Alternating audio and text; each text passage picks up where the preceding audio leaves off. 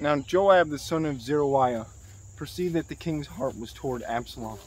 And Joab sent to Tekoa, and fetched thence a wise woman, and said unto her, I pray thee, feign thyself to be a mourner, and put on now mourning apparel, and anoint thyself with oil, but be as a woman that had a long time mourned for the dead. And come to the king, and speak on this manner unto him. So Joab put the words in her mouth. And when the woman of Tekoa spake to the king, she fell on her face to the ground, and did obeisance, and said, Help, O king. And the king said unto her, What aileth thee?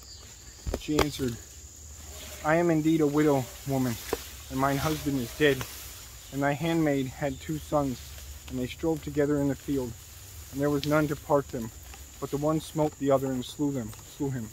And behold, the whole family is risen against thine handmaid. And they said, Deliver him that smote his brother, that we may kill him for the life of his brother whom he slew, and we will destroy the heir also. And so they shall quench my coal which is left, and shall not leave to husband neither name nor remainder upon the earth. And the king said unto the woman, Go to thine house, and I will give charge concerning thee. And the woman of Tekoa said unto the king, My lord, O king, the iniquity be on me and on my father's house, and the king and his throne be guiltless. And the king said, Whosoever saith aught unto thee, bring him to me, and he shall not touch thee any more. Then said she, I pray thee, let the king remember the Lord thy God, that thou wouldest not suffer the revengers of blood to destroy any more, lest they destroy my son. And he said, As the Lord liveth, there shall not one hair of thy son fall to the earth. Then the woman said, Let thine handmaid, I pray thee, speak one more word unto my lord the king. And he said, Say on. And the woman said, Wherefore then hast thou thought such a thing against the people of God? For the king doth speak this thing as one which is faulty, in that the king doth not fetch home again his banished. For we must needs die, and are as water spilt on the ground, which cannot be gathered up again. Neither doth God respect any person. Yet doth he devise means that his banished be not expelled from him. Now therefore that I am come to speak of this thing unto my lord the king, it is because the Lord hath made me afraid.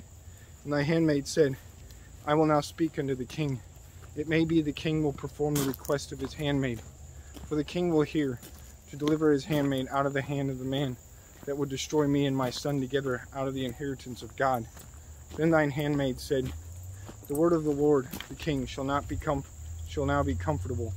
For as an angel of God, so is my lord the king to discern good and bad. Therefore the Lord thy God will be with thee. Then the king answered and said unto the woman, Hide not from me, I pray thee, the thing that I shall ask thee. And the woman said, Let my lord the king now speak. And the king said, Is not the hand of Joab with thee in all this? And the woman answered and said, As thy soul liveth, my lord the king, none can turn to the right hand or to the left from aught that my lord the king hath spoken. For the servant Joab, he bade me, and he put all these words in the mouth of thine handmaid. To fetch about this form of speech hath thy servant Joab done this thing. And my lord is wise, according to the wisdom of an angel of God, to know all things that are in the earth. And the king said unto Joab, Behold now, I have done this thing. Go therefore, bring the young man Absalom again.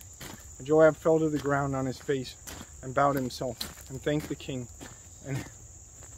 And Joab said, Today thy servant knoweth that I have found grace in thy sight, my lord, O king, and that the king hath fulfilled the request of his servant. So Joab arose and went to Geshur, and brought Absalom to Jerusalem. And the king said, Let him turn to his own house, and let him not see my face. So Absalom returned to his own house, and saw not the king's face.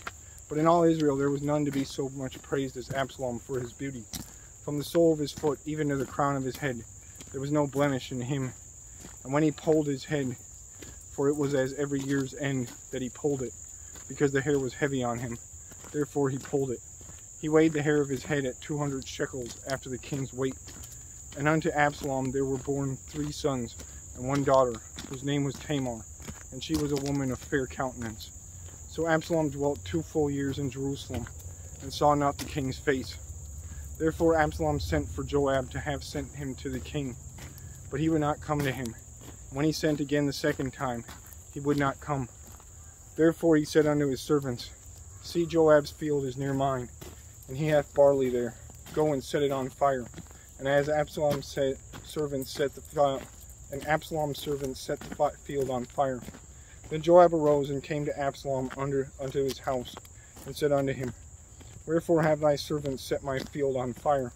And Absalom answered Joab, Behold, I sent unto thee the king, unto thee to the king, to say, Wherefore am I come from Geshur?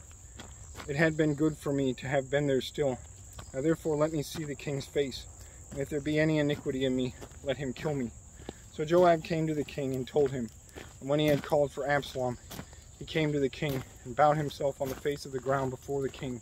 And the king kissed Absalom.